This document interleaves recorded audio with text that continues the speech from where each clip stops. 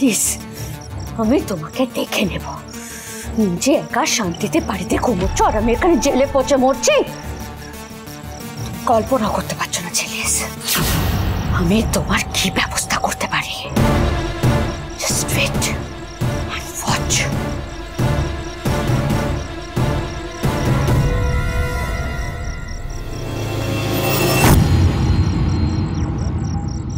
Baby ji इतना शोर मत करो।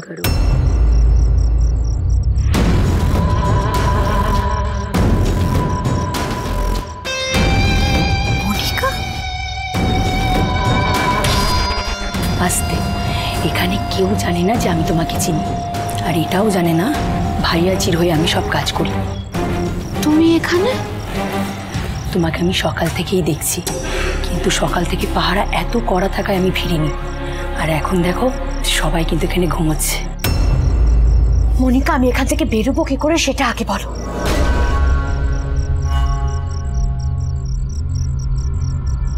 ফোন? আস্তে, এটা চোরাই ফোন, কেউ জানে না। এই ফোন দিয়ে বাইরে যোগাযোগ করে তোমাকে বের করে দেবো। এটা যদি সত্যি হয়, তুমি তাহলে এখান থেকে এতদিন বেরোনি কেন? মানে তুমি নিজে এতদিন জেলে পড়ছো কেন? আমি এই জেল থেকে বেরোনোর জন্য অনেক দিন ধরেই একটা ব্যবস্থা করছি। মানে?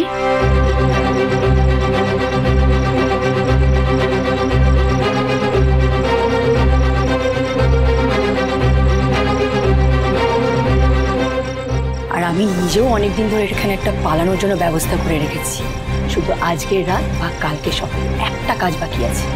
কি কাজ? এই জেল থেকে পালানোর জন্য গত 2 বছর ধরে ম্যানহোয়েলের ভেতর থেকে আমি একটা সুড়ঙ্গ করছি। আর সেটা না কাউকে সাহস করে বলতে পারি, শুধু তুমি বেবিজি বলে তোমায় সাহস করে বললাম।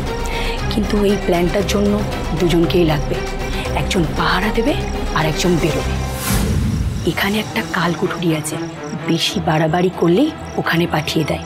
আর আমরা যদি একবার গন্ডগোল করে এই কালকুঠুরিতে যেতে পারি, সোজা সুড়ঙ্গ দিয়ে ম্যানহোলের ভেতর দিয়ে বেরিয়ে যাব, একজন আর একজনের উপর ভর দিয়ে। সে তো বুঝলাম, তারপর তুমি আগে বেরিয়ে গেলে আমি যত ধরা পড়ে যাই? হবে না বেবিজি, আগে তুমি বেরোবে, তারপর আমি বেরোবো। তাহলে তো ঠিক আছে, কিন্তু কিন্তু কবে বেরোবো? কালকে সকালে আর 4টে ইট খোলা বাকি আছে, ব্যাস তাহলেই ব্যবস্থা হয়ে যাবে। এই জেলে এক মহিলা জেলারের কাল রিটায়ারমেন্ট আছে। সবাই যখন ওই অনুষ্ঠান নিয়ে ব্যস্ত থাকবে তখনই আমরা বেরিয়ে যাব। ভাবা যাচ্ছে না, সুড়ঙ্গ পেয়ে গেছি মানে কালই পালাবো। ছেলে, এবার তুমি দেখো তোমার কপালে তোমার কৃষ কি লিখে রেখেছে, সেটা হয়তো তোমার কৃষ নিজেও জানে। এই কি হচ্ছে? হ্যাঁ, সব শুনেছি। সুড়ঙ্গ কাল সকালে তোমাদের আসল জায়গায় নিয়ে যাব। ডাকছি স্যারকে। আমাকে ধরিয়ে দিলে আপনার মাইনে বাড়বে?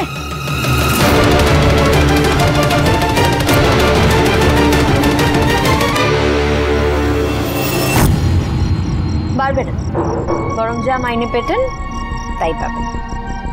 কিন্তু ধরা না পড়লে আপনি যা চাইবেন তাই পাবেন।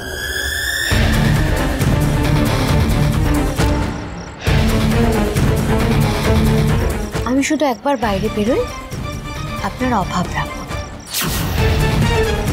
বলুন, রাজি?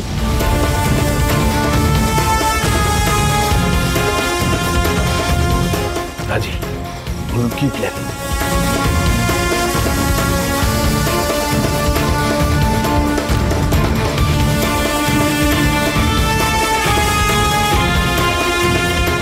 আপনার যা টাকা লাগবে, যত টাকা লাগবে আমি দেব, আর সারা জীবন আমি আপনার দেখভাল করব।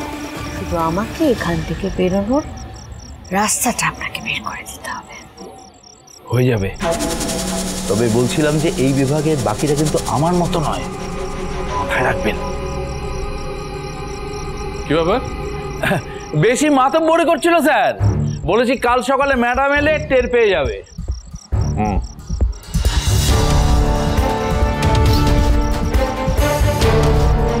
কাজটা হয়ে যাবে।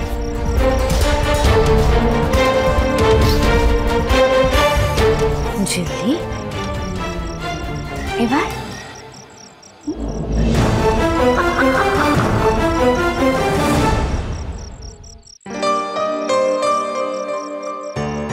কি দেখছো বাইরে? মন না দিলে কিন্তু এবারে গোল্লা পাবে বলে দিলাম।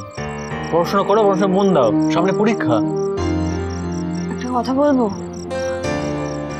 আমার না এবার কিন্তু সত্যি খুব ভয় লাগছে, জানেন তো। ওই ওই ছায়াটা কে যে আমাদের সাথে যুদ্ধ করতে চাইছে? শত্রু, যদি শত্রুও হয়, তাকে যদি আইডেন্টিফাই না করতে পারি, তার অ্যাকশনস কি করে বুঝবো, কি করে লড়বো বলুন তো?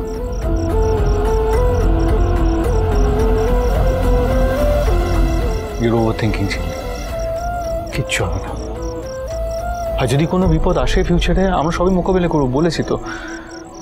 We'll cross the bridge when we get to it. একদম চিন্তা করো না এসব।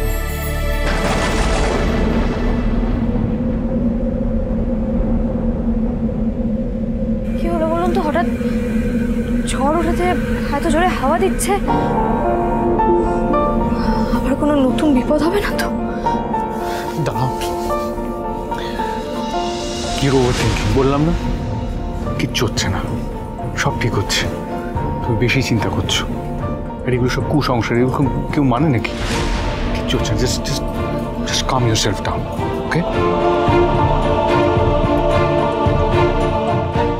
আমি আসছি ঝিল্লি, তোমার সুখের মুখে আগুন দিতে। ফায়ার দিয়ে সব জ্বালিয়ে ছাড়খাড় করে দেব আমি।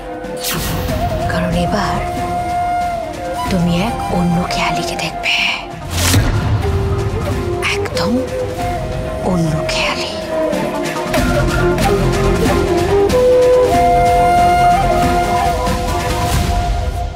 আপনার ব্রেকফাস্টটা রাখো, খাচ্ছি। শোনো শোনো, এখনো ওভারথিংক করছো? ওটা নিয়ে ভাবছো তো? ভেবো না, বললাম তো। I don't think it's anything. আর কেউ একটা সাসপেন্স ক্রিয়েট করার চেষ্টা করছে, and it will be resolved.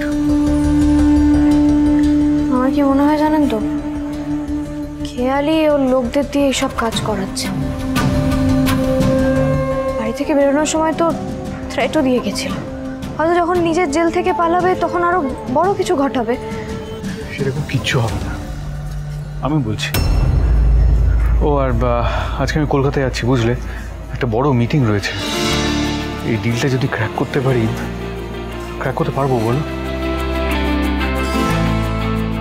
তাই তো ওইটা করে আমি একেবারে কলেজ করে আমার ফিরতে ফিরতে একটু লেট হবে। কি ব্যাপার, তুমি হাসছো কেন? এর আগে তো কোনোদিনও এভাবে আমাকে বলে যাননি যে ফিরতে দেরি হবে। আজ প্রথমবার বললেন, তাই ভালো লাগলো।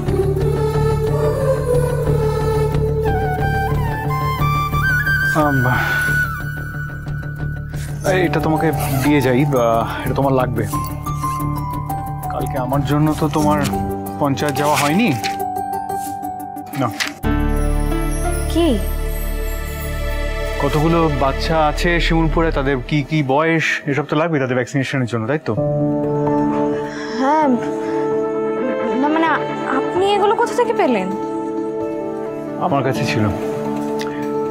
জলের জন্যই একটা সার্ভে করা হয়েছিল, সেগুলো আমার কাছে ছিল। আমি জানতাম যে তো আমার জন্য যাওয়া হয়নি, তাই এগুলো তোমার লাগবে, তাই রেখে দিয়েছি তোমার জন্য। Thank you mister